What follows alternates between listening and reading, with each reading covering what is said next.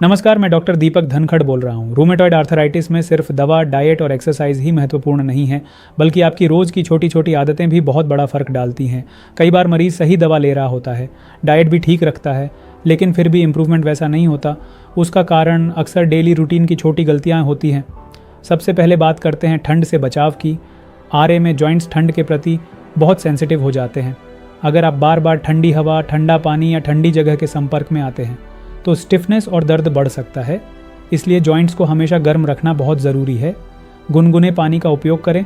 ज़रूरत हो तो हल्की गर्म पट्टी, हॉट फोमेंटेशन भी कर सकते हैं। अब बात करते हैं बैठने और काम करने के तरीके की। अगर आप लंबे समय तक एक ही पोजीशन में बैठे रहते हैं तो जॉइंट्स स्टिफ हो जाते हैं। खासकर कंप्यूटर या मोबाइल यूज़ करने वाले लोगों में ये ज़्यादा देखने को मिलता है। इसलिए हर 30-40 मिनट में हल्का मूवमेंट ज़रूरी है। उठकर थोड़ा चलना, हाथ पैर को स्ट्रेच करना, यह छोटी आदत स्टिफनेस को काफ़ी हद तक कम कर सकती है। अब एक और इम्पॉर्टेंट चीज़, बॉडी पोस्चर। गलत पोस्चर जॉइंट्स पर अननेसेसरी प्रेशर डालता है, जैसे झुककर बैठना, गलत तरीके से वज़न उठाना, यह धीरे धीरे पेन को बढ़ा सकता है। अब बात करते हैं वज़न, वेट की।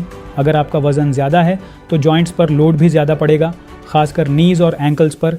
इससे पेन और डैमेज दोनों बढ़ सकते हैं। इसलिए हेल्थी वेट मेंटेन करना बहुत ज़रूरी है। अब एक और बहुत कॉमन गलती, कई लोग पेन होने पर पूरी तरह रेस्ट करने लगते हैं। दिन भर लेटे रहना, मूवमेंट बंद कर देना, लेकिन इससे जॉइंट्स और ज़्यादा स्टिफ हो जाते हैं और मसल्स वीक हो जाती हैं। इसीलिए बैलेंस ज़रूरी है। हल्की एक्टिविटी जारी रखें।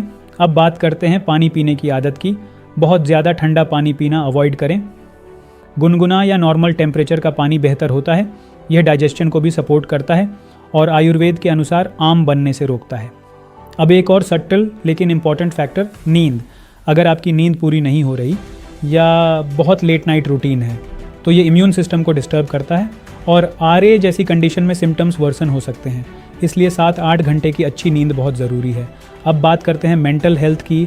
कई मरीज़ स्ट्रेस, एंग्जाइटी या फ्रस्ट्रेशन में आ जाते हैं क्योंकि यह एक लॉन्ग टर्म डिजीज़ है, लेकिन नेगेटिव माइंडसेट रिकवरी को स्लो कर सकता है। इसलिए खुद को मेंटली स्ट्रॉन्ग रखना बहुत ज़रूरी है। पॉजिटिव एनवायरनमेंट, मेडिटेशन या स्पिरिचुअल प्रैक्टिसेस इसमें मदद कर सकती है। अब एक प्रैक्टिकल बात, आरए में परफेक्शन नहीं, कंसिस्टेंसी ज़रूरी है। आप हर चीज़ 100% परफेक्ट नहीं कर पाएंगे, लेकिन अगर आप रोज़ थोड़ी थोड़ी सही आदतें फॉलो करते हैं तो लॉन्ग टर्म में बहुत बड़ा इंप्रूवमेंट आता है। अगर आप इन डेली प्रिकॉशंस को अपनी लाइफ का हिस्सा बना लेते हैं तो आपकी कंडीशन ज़्यादा स्टेबल रह सकती है, फ्लेयर अप्स कम हो सकते हैं और ओवरऑल क्वालिटी ऑफ लाइफ बेहतर हो सकती है। अब अगले भाग में हम बात करेंगे, क्या आरए में पूरी तरह नॉर्मल लाइफ पॉसिबल है? क्या पेशेंट अपना काम, जॉब और डेली एक्टिविटीज़ सामान्य तरीके से कर सकता है? क्योंकि ये सवाल हर मरीज के मन में ज़रूर आता है। धन्यवाद। The award for most profound Ayurved practitioner in Delhi goes to Dr. Deepak Dhankar. Ayurvedic kidney specialist Dr. Deepak Dhankar, ladies and gentlemen, is the founder and director of Dhanvantri Ayurveda.